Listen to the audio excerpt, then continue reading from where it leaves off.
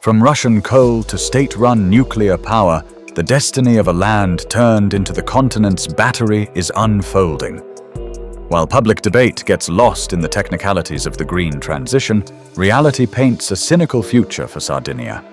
For decades, this island burned foreign coal to power industries in northern Italy. Now it is preparing to change its skin, but not its role. From coal mine to nuclear hub and radioactive waste repository. The year 2026 marks the deadline for the phase-out of Sardinian power plants. Yet until their final breath, Portovesme and Fiume Santo continue to burn imported fuel. Sardinia produces 40% more energy than it consumes.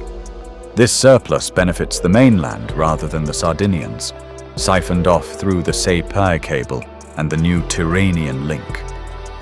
The island has become an energy dialysis center, cleaning Italy's energy balance while contaminating its own land.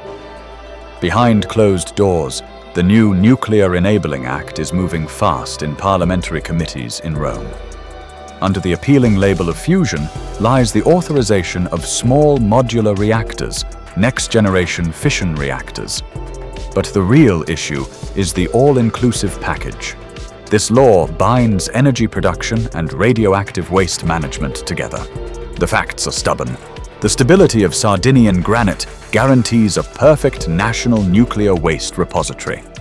Infrastructure with new submarine cables being ready-made pipes to export nuclear power without bottlenecks. Concentrating production and storage in the same location avoids dangerous transport of radioactive materials. The strategy is clear.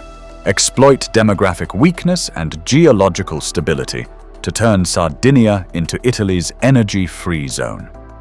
With coal phased out, extractivism does not end. It changes its raw material. Yesterday it was Sulcis coal. Today it is land for nuclear waste. Tomorrow it will be wind.